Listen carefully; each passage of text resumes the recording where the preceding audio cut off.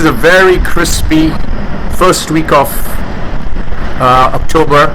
A wonderful autumn or fall weather here in Hong Kong.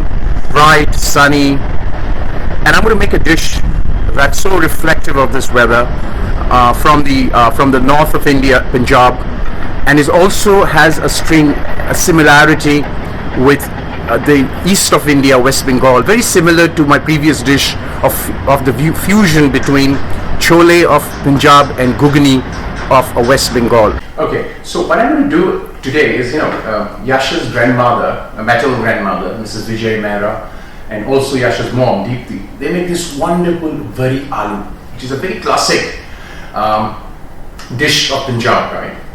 And I wanted to make it, but then I realized, where the hell do I get the Vardi? Vardi in English, if I would translate that, it's basically a pre-cooked, sun-dried fritter made from lentil, and then it's cooked. And I just didn't get it. I mean, you get those packaged things, and they don't have the same taste. And this is specifically something called Amritsari Vardi. Now, as usual with any Bordo's kitchen, we try and create a link, not just make a dish. So I extrapolated, and as I said in my opening video, there is something called Bori, B-O-R-I, in the West Bengal, which is exactly made the same way, right? Except that it is smaller in size than the Amritsari Vardi, and it uses white gourd or bottle gourd while making the paste. Actually, even in Vardi, in the traditional Vardi Punjabi, they also use that.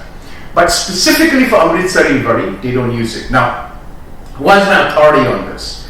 So I called up a friend who is from Amritsar, and I spoke to his mother. His mother is about, in round numbers, must be around 82 now.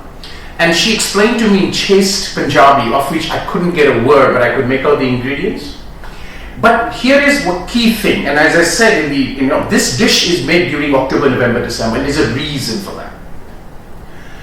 She said that this is the time when they make it traditionally in Punjab, because the atmospheric moisture is minimal and the sun dries it perfectly. Because if you use, oven to dry it, which is what people do sometimes, the moisture is kind of absorbs it, rather than the moisture getting decimated, kind of evaporated into the air. And that makes the difference between Amritsari Vardi and a normal Bori in West Bengal or a Vardi in Punjab. So I'm going to make the Amritsari Vardi, sun-dry it. It's a beautiful crispy weather in Hong Kong, and then go to the next recipe to make it. But this video from Bordo's kitchen is how to make Amritsari Vardi if you're not in Amritsar and you don't want to buy the packaged product.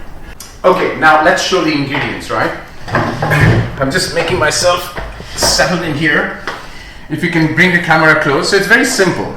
We got 1.5 cup of what they call washed black lentil. So there are 3 types of black lentils. One is your whole black lentil, from where you make dal makhani. Then you got what they call crushed black lentil, where the shell as well as the lentil is there. And then this, which is called washed, or in traditional sense dhuli urad dal, or washed black lentil. Washed meaning it's the crush has been removed. Otherwise, the oxymoron way to say is that it's white black lentil, right? So 1.5 cup of this, and we got my ingredients here. And this I'm going to soak. I'm going to soak this overnight. Typically you can soak it overnight. I prefer that way. And then I'll take the next step later.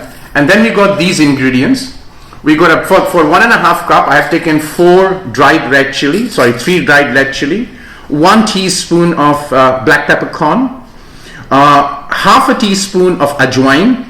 Then I've got 1 whole cardamom, black cardamom, about 8 pieces of cloves, 1 2-inch cinnamon, 4 green cardamoms, and 1 teaspoon of cumin seeds. Now, you need to add to this 1 teaspoon of coriander, right?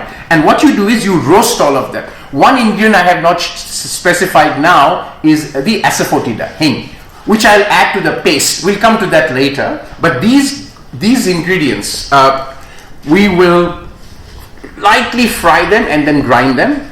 You also add 1 teaspoon of coriander, raw coriander seeds, but because I already have it with me, this is roasted ground coriander, so I'm not going to put the coriander, but otherwise you add 1 teaspoon of coriander. So we're going to roast these, grind them, and soak the lentil overnight, which I prefer overnight. You can do it for 4 to 5 hours, and then we come to the next step of the process. Hi, I've soaked this now for over 24 hours. The reason is the more you soak, and this is what my friend's mother told me, actually she actually ferments it, which means the more you soak and then you keep it overnight for some time. I'm not doing that, so I'm going to now drain this and basically kind of blend it and come back and do the last step before I make the fritters for sun drying.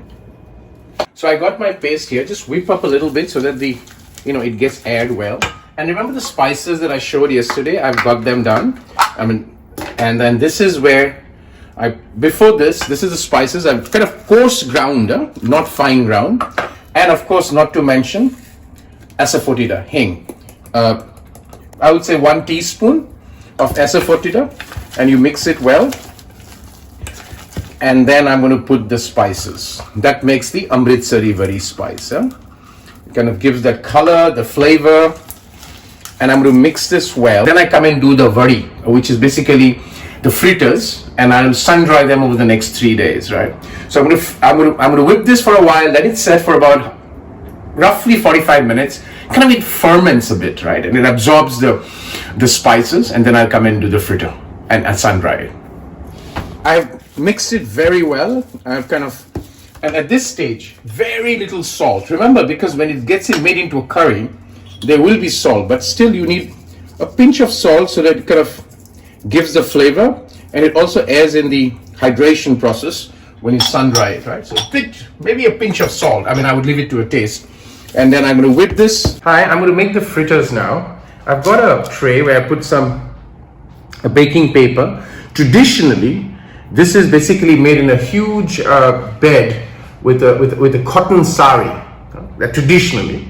Why the cotton sari? Because it helps absorb the moisture, right? And then it laid out there. So I'm going to put my thing out there in the balcony, which is basically our house is facing, the balcony is facing south. So we get the sunlight from kind of east to west, almost till about 4 o'clock. So perfect. So to make this, I'm going to take the fritter, and there's no shape, There's no shape. So I'm just going to lay it out like that. And Amritsari Vardi is typically big. So I'm going to just do this, right? And I'll soak my hands there. And then I'm going to lay it out and put it in the sun for drying. And, it's going to take about 3 days, sun dry it. And then when I come back, it's all done and very sun dry. And I'll do that for about 3 days. And this is a very crispy fall weather, and in 3 days these will get really sun dried and ready to be cooked as a Vardi aloo, a very traditional Punjabi dish. So this is it, beautifully baked, sun dried, hard as ever, and that's your Amritsari Vardi. And I think we'll cook it, and if it does come out well, I'm going to make a whole batch of it. And I don't need to get it from India, make it at home. So this is it, Amritsari Vardi, sun-dried to perfection.